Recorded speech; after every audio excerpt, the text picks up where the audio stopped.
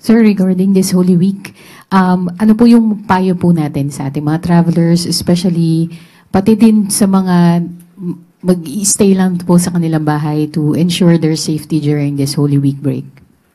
Yes. Unang-una ay we should remain vigilant, no? Yun ang sabi nga natin, yung crime are attributed to three elements, yung opportunity, yung instrumentality, tsaka yung motive.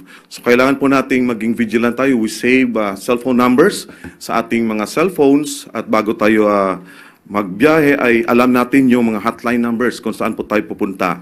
And of course, atin pong ipagbilin, no, sa ating mga kasamang bahay or neighbors natin, no, yung mga ating pupuntahan, and make sure na properly guarded yung ating bahay. Of course, na-mention din kanina yung mga risks sa health. Kailangan po nating we are healthy, no, during lalo na yung pagdadala natin ng mga sasakyan.